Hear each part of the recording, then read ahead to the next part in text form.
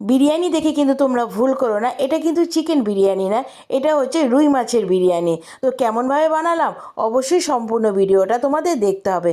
প্রথমে তো আমি ভাতের জন্য আমি যে জল গরম হতে দিয়েছি তার মধ্যে আমি দিয়ে দিয়েছি কয়েকটা তেজপাতা, জায়ফল, জয়িত্রী আর বড় এলাচ আর ছোট এলাচ।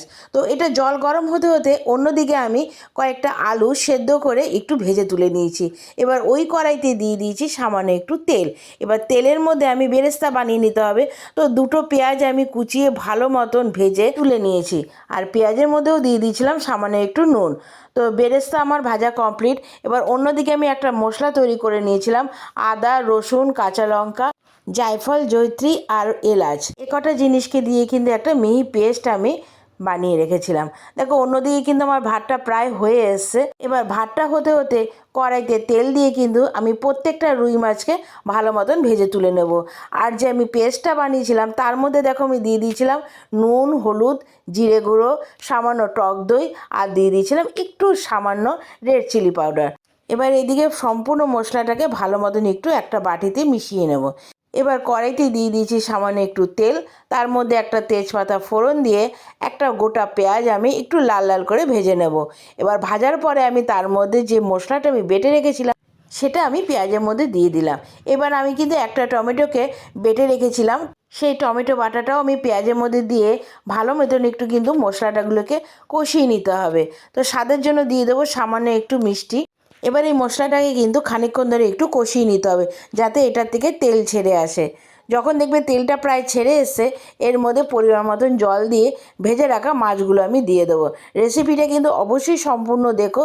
হয়তো তোমরা চিকেন দিয়ে অনেকবার বিরিয়ানি করে খেয়েছো, তবে এইভাবে মাছ দিয়ে তোমরা একবার বিরিয়ানিটা বানিয়ে খেও। অবশ্যই আমাকে তারপরে কমেন্টস করে জানাবে যে রেসিপিটা তোমাদের কেমন লাগলো। মাছের ঝোলটা যখন একটু ফুটে আসবে তখনই আমি ভেজে রাখা মাছগুলো ওর মধ্যে দিয়ে দেবো। তো এটা গ্রেভিটা কিন্তু একটু ঘন করতে হবে। তো এদিকে কিন্তু আমার ভাতটাও প্রায় রান্না হয়ে গেছে। তো তোমরা দেখতে পাচ্ছ যে মাছটা কিন্তু প্রায় টেনে এসছে। আর দেখো মাছের কালারটাও কতটা সুন্দর লাগছে। এই অবস্থায় কিন্তু আমি গ্যাসের আঁচটা বন্ধ করে দেবো। এবার যে পাত্রে আমি বিরিয়ানিটা সাজাবো সেই পাত্রেই প্রথমে আমি দিয়ে দিলাম খানিকটা ঘি, এরপরে দিয়ে দিলাম 2-3টে তেজপাতা, এলাচ, দারচিনি। এরপরে পরপর যেমন তোমরা বিরিয়ানিটা সাজাও ঠিক ওইভাবেই কিন্তু বিরিয়ানিটা সাজাবে। প্রথমে আমি দিয়ে দিলাম চাল, তারপরে দিয়ে দিলাম আলু, বেরেস্তা, তার উপরে দিয়ে দিলাম একটা একটা করে মাছ, এবং মাছের উপরে আবার একটা ভাতের লেয়ারও আমি দিয়ে দিলাম। ভাতের লেয়ার দেওয়ার পরে তার উপরে আমি দিয়ে দিলাম আবার করে বেরেস্তা। এর উপরে আমি দিয়ে দিয়েছিলাম পরিমাণ মতন ঘি আর একটু মিঠা আতর। মিঠা আতর দেওয়ার পরে আমি কিন্তু দিয়ে দিয়েছিলাম খানিকটা কুচনো ধনেপাতা। তো সেটা অপশনাল, তোমরা না দিলেও পারো। আর আমি কয়েকটা কাঁচা লঙ্কা দিয়ে দিয়েছিলাম, কারো যদি ঝালের প্রয়োজন হয় তাহলে তোমরা এই লঙ্কাটা দিতে পারো।